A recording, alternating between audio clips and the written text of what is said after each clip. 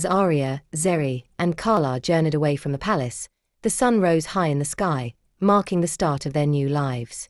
Each sister had her own path to follow, and though they were excited, they couldn't help but feel a little nervous too. But they knew that, no matter what happened, they had each other, and they had their father's love. Arya was the first to part ways with her sisters. She traveled to a kingdom far away, one known for its wisdom and great libraries. The streets were filled with scholars, and the palace there was grand, shining with gold. But something wasn't right. As Arya walked through the city, she noticed that the people looked sad. She stopped to ask a villager, "Why is everyone so unhappy here?" The villager shook his head. "Our king has grown cold and cruel. He only cares about power and money. The people are suffering." Arya felt her heart ache. She knew that she had to help these people. But how? She remembered what her father had always taught her. Kindness is the key to winning people's hearts. That night, Arya went to the palace and asked to speak with the king. She stood tall and brave, just like her father had taught her. "Your Majesty," she said, "I come from a land of peace and wisdom. I want to help you rule with kindness so that your people can be happy again." The king was surprised by Arya's courage and wisdom. At first, he didn't want to listen, but as Arya spoke about how a happy kingdom is a strong kingdom, the king started to change his mind. He invited Arya to stay at the palace and teach him more about how to rule wisely. Slowly but surely, the kingdom began to change for the better.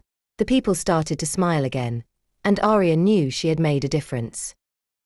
Meanwhile, Zeri traveled to a village that was suffering from a terrible illness. The villagers were weak, and their fields were empty because no one was strong enough to work. Zeri, with her caring heart, knew that she could help. She went from house to house, giving the villagers medicine she had brought with her. She also showed them how to make their own medicines from the plants that grew nearby. But Zeri didn't just heal their bodies, she healed their hearts too. She listened to their stories, held their hands, and gave them hope. One day, as she was helping a little boy, the village chief came to her with tears in his eyes. "You have saved our people," he said. "We were losing hope, but you brought it back. How can we ever thank you?" Mama Michael looked into the girl's eyes and said, "Thank you, my child. I was just hoping maybe my son would be here." Her voice cracked as she spoke, but she quickly wiped away a tear. With Zeri's help, the village slowly came back to life. The crops grew again, and the people smiled and laughed once more. Zeri stayed for a while longer, making sure everyone was healthy and strong before she continued her journey. Kala, on the other hand, was not one to stay in one place for long. She loved adventure, and she had her sights set on exploring deep forests, tall mountains, and wild seas. One day, as she was exploring a thick forest, she heard a strange noise. It sounded like someone was calling for help. Kala quickly followed the sound, moving quietly like the skilled hunter she was. She soon found a young man trapped in a deep pit. "Help," he cried. "I've fallen in, and I can't climb out." Without hesitation, Kala tied a rope to a nearby tree and lowered it into the pit. The young man grabbed hold, and with Kala's strength, he was soon free. He thanked her over and over again. "I thought I would be trapped forever," he said, still shaking from fear. Kala smiled and said, "You're safe now. But what were you doing out here alone?" The young man explained that he had been searching for a hidden treasure said to be buried deep in the forest. But instead, he had fallen into the pit. Kala's eyes sparkled with excitement. She loved the idea of a treasure hunt. "Let's find it together," she said. And so, Kala and the young man teamed up to search for the treasure. They faced many challenges: wild animals, tricky traps, and mysterious clues. But Kala was brave and clever. After days of searching, they finally found the treasure, hidden beneath an ancient tree. It wasn't gold or jewels, but something even more valuable: an old book filled with the stories and wisdom of the forest people create wide image. "This is a treasure greater than gold," Kala said. "Knowledge is the greatest treasure of all." Back at the palace, King Kofi waited for news from his daughters. Every day, He wondered what they were doing and hoped they were safe. Even though he missed them terribly, he knew in his heart that they were strong and would return to him when the time was right. One day, a messenger arrived at the palace. The king's heart raced as he took the letter from the messenger. It was from Arya. She told him about her journey, how she had helped a kingdom find its way back to kindness. A few days later, another letter arrived from Ziri. She wrote about how she had healed a village and brought hope to the people there. And then, finally, a letter came from Kala, full of excitement about her treasure hunt and all the adventures she had faced. The king smiled as he read each letter, his heart filled with pride. His daughters were doing wonderful things in the world, just as he had always known they would. Though they were far away, they were never far from his thoughts. The king knew that one day, his daughters would return. They would bring their stories, their wisdom, and their strength back to the palace. And when they did, the kingdom would be even stronger, because it would be filled with the love, bravery, and kindness of his three precious daughters. Months passed since Arya, Zeri, and Kala had set off on their adventures, and King Kofi's palace felt quieter without their laughter and presence. But every few weeks, a new letter would arrive, bringing stories of their bravery and kindness. These letters made the king proud, and though he missed them deeply, he was filled with joy knowing they were making the world a better place. Then, one bright morning, something unexpected happened. A sound came from the palace gates, cheerful voices and the clatter of horses' hooves. King Kofi rushed to his balcony and looked down to see three familiar figures approaching. His heart leaped with joy. Arya, Zeri, and Kala had returned. He ran down the palace steps as fast as he could, his royal robes fluttering behind him. The gates opened wide, and the three sisters, smiling and full of life, stepped into the palace courtyard.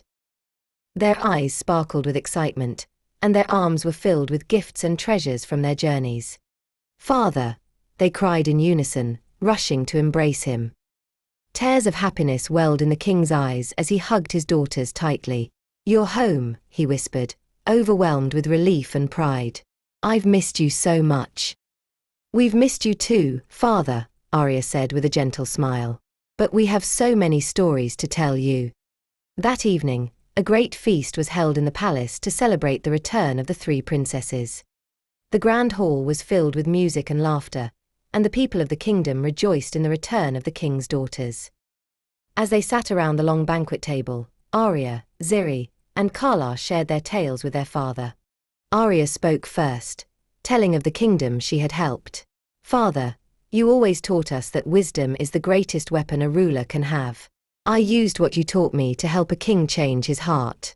Now his people are happy again, and the kingdom is stronger than ever." King Kofi listened with admiration. "You have become a wise leader, Arya," he said. "I always knew you had the mind of a queen." Next, Ziri shared her journey. "I went to a village where the people were suffering from sickness. I used the herbs and medicines you taught me about, and I helped them heal. But more than that, I reminded them to take care of each other. Now they are stronger and healthier than ever." The king smiled at his gentle daughter. "You have the heart of a healer, Ziri. I am so proud of the kindness you've spread." Finally, Kala, the most adventurous of the sisters, told her tale. "I found a hidden treasure in the forest, Father. But it wasn't gold or jewels. It was a book filled with ancient knowledge. It taught me that the greatest adventure is the journey of learning." King Kofi laughed, filled with pride. "Kala, your spirit is as wild and free as ever. You have found the greatest treasure of all, wisdom." As the night went on, the palace was filled with happiness. The people celebrated not just the return of the princesses, but also the wisdom, kindness, and bravery they had brought back with them. The kingdom felt whole again, and the air was thick with joy.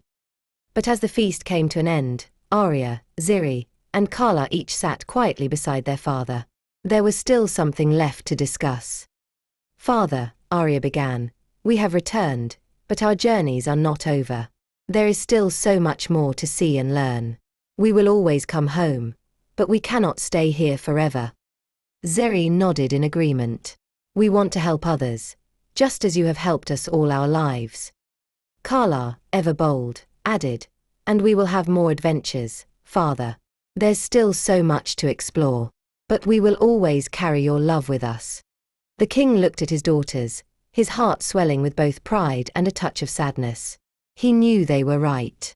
They had grown into strong, wise women who had their own paths to follow. As much as he wished to keep them close, he understood that their future lay beyond the palace walls. "I will always miss you when you are gone," King Kofi said, his voice soft but steady. "But I will never stop you from following your dreams. This kingdom will always be your home, and my heart will always be with you, no matter where you go." The sisters smiled, knowing their father's love would always be with them. As the days passed, the kingdom continued to thrive. The people admired the king's daughters, who had become legends of bravery, wisdom, and kindness. And though they often left to continue their adventures, they always returned to the palace, bringing new stories and treasures from their journeys. King Kofi, once afraid to let his daughters go, had learned that true love meant giving them the freedom to find their own way. He had not lost them. In fact, he had gained something even greater, a family that grew stronger with every adventure. The sisters would forever be bound by the love of their father and the kingdom they called home. And though their paths would take them far and wide, they knew they could always return to the place where their story had begun. And so, the kingdom lived in peace and joy, with the knowledge that love, adventure, and wisdom would guide them, now and always. Even though Arya, Zeri, and Kala had returned home, their hearts were still filled with the longing for new adventures. The kingdom was at peace, and King Kofi had grown comfortable with the idea of his daughters leaving and returning, knowing they would always come back to him. The king, once afraid of losing them, now took pride in the strength and wisdom they gained from their journeys. But soon, new challenges would arise, ones that would test their courage and bring them together in ways they never expected. One day, a messenger arrived at the palace gates. He handed the king a sealed letter with a strange symbol on it, a mark none of them had ever seen before. King Kofi opened it carefully, and as he read, his face grew serious. "What is it, father?" Arya asked, noticing the concern in his eyes. The king handed the letter to his daughters. "It's from the ruler of the Hidden Valley, a place deep in the mountains that no one has visited in many years. It says they need help. The valley is in danger, and they are asking for someone wise, kind, and brave to come to their aid." The sisters looked at each other. They knew what they had to do. "We'll go," Arya said with determination. "The three of us will go together." King Kofi looked at his daughters with a mix of pride and worry. "The Hidden Valley is dangerous," he warned. "Few have returned from there. But if anyone can face its challenges, I know it's the three of you." Arya, Zeri, and Kala packed their things and set off on a new adventure together. This time, they were not traveling alone but as a team, united in purpose. The path to the Hidden Valley was treacherous. Steep cliffs, wild rivers, and dense forests blocked their way. Arya, with her sharp mind, led them through the maze-like paths, finding hidden trails and guiding them around dangers. Zeri, ever the caretaker, looked after her sisters, making sure they rested and ate well. Kala, with her fearless spirit, scouted ahead, making sure no danger was too close. As they traveled, they spoke about their past adventures and wondered what lay ahead in the Hidden Valley. "Do you think it's another kingdom in trouble?" Kala asked one night as they sat around a fire. "Maybe," Zeri said thoughtfully, "but something feels different about this. We need to be ready for anything." After many days of travel, they finally reached the entrance to the Hidden Valley. The air was thick with mystery, and the valley itself was surrounded by towering mountains that seemed to touch the sky. The land inside was lush and beautiful, filled with greenery and flowers, but something felt off. As they ventured deeper, they noticed the people of the valley were silent and tense, their faces filled with fear. The ruler of the valley, an elderly woman named Queen Naya, welcomed them with a worried look. "Thank you for coming," Queen Naya said.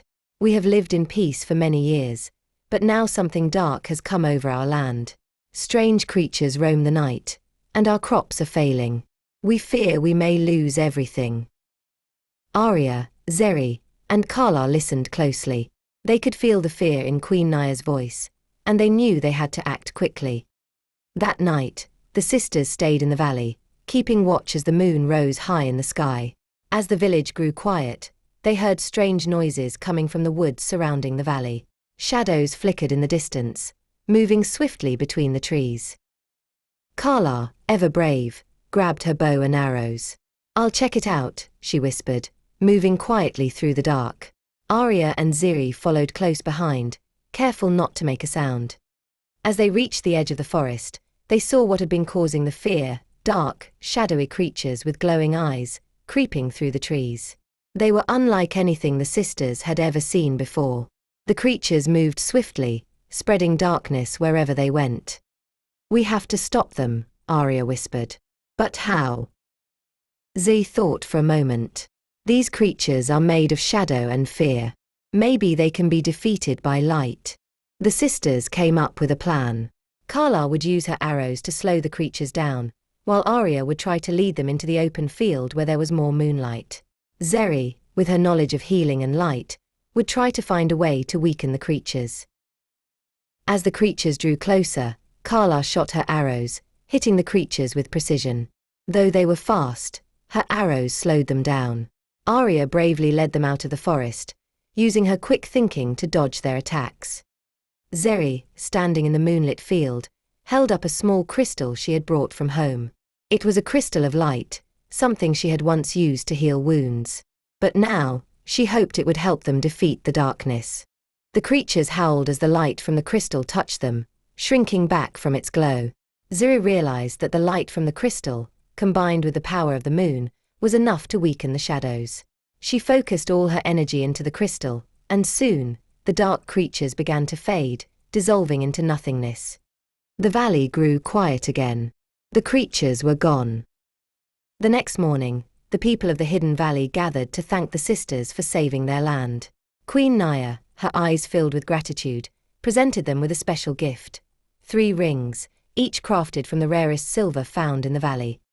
"These rings represent your bravery, wisdom, and kindness," Queen Naya said.